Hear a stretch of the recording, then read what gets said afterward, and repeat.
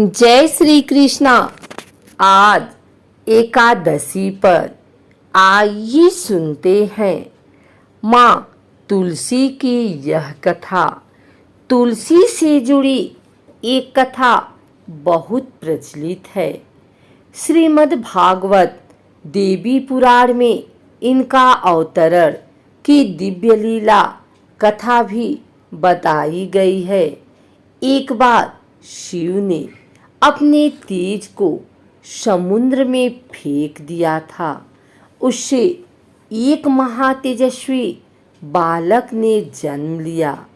यह बालक आगे चलकर जालंधर के नाम से पराक्रमी दैत्य राजा बना। इसकी राजधानी का नाम जालंधर नगरी था। दैत्यराज कालनेमी की कन्या वृंदा का विवाह जालंधर से हुआ। जालंधर महाराक्षस था।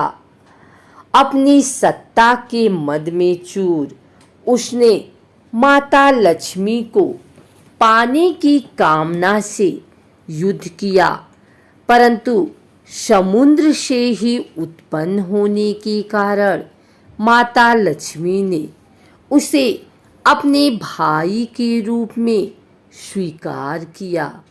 वहां से पराजित होकर वह देवी पार्वती को पाने की लालसा से कैलाश पर्वत पर गया।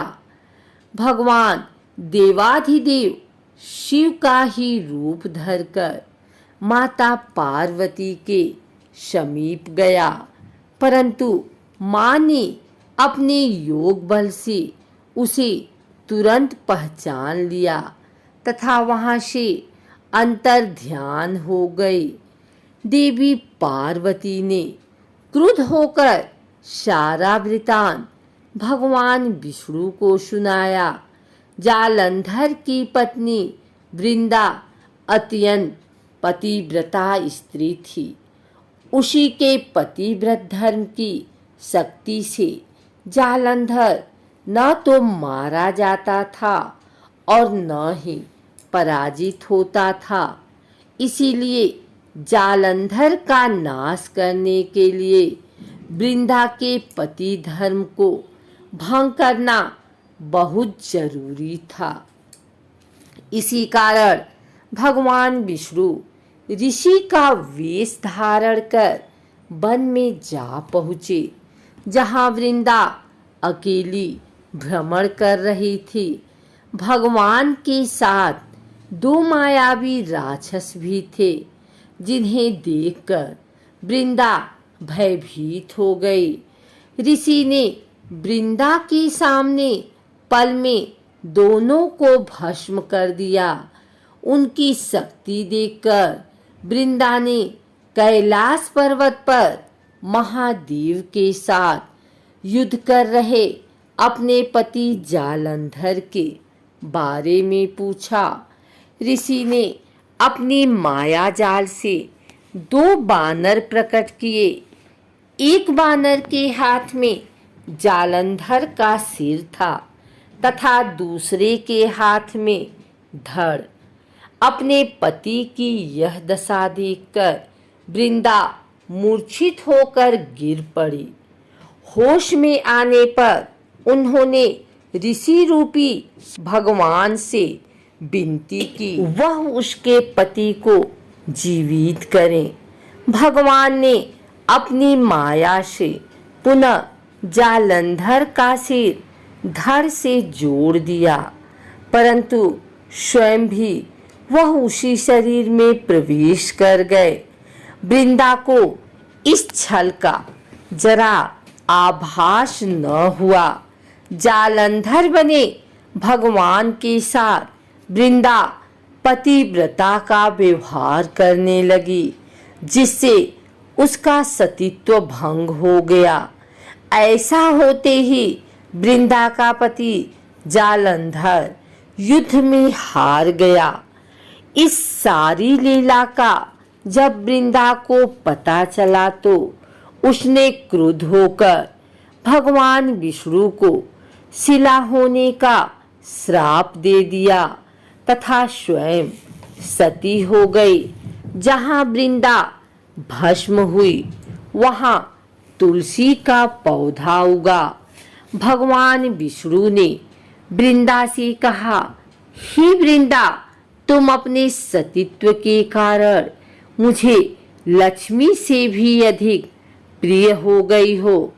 अब तुम तुलसी के रूप में सदा मेरे साथ रहोगी। जो मनुष्य भी मेरे शालिग्राम रूप के साथ तुलसी का विवाह करेगा उसे इस लोक और परलोक में विपुल यश प्राप्त होगा। जिस घर में तुलसी होती है वहाँ यम के दूत भी असमय नहीं जा सकते। गंगा व नर्मदा के जल में स्नान तथा तुलसी का पूजन बराबर माना जाता है। चाहे मनुष्य कितना भी पापी क्यों न हो, मृत्यु के समय जिसके प्राण मंजरी रहित तुलसी और गंगा जल मुख में रखकर निकल जाते हैं, वह पापों से मुक्त होकर बैकुंठ धाम को प्राप्त होता है। जो मनुष्य तुलसी व आंवलों की छाया में अपने पितरों का श्राद्ध करता है उसके पितृ मोक्ष को प्राप्त हो जाते हैं। उसी दैत्य जालंधर की यह भूमि जलंधर नाम से विख्यात है। सती वृंदा का मंदिर मुहल्ला कोट किशनचंद में स्थित है। कहते हैं इस स्थान पर एक प्राचीन गुफा थी जो सीधी हरिद्वार तक जाती थी। सच्चे मन से 40 दिन तक सती वृंदा देवी के मंदिर में पूजा करने से सभी मनोरथ पूर्ण होते हैं।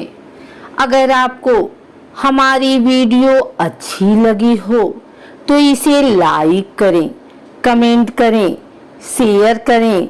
हमारे चैनल भक्ति गाथा को सब्सक्राइब करके बेल नोटिफिकेशन ऑल पर सेट कर लें ताकि आगे आने वाली वीडियो सबसे पहले आप तक पहुंच सके। धन्यवाद।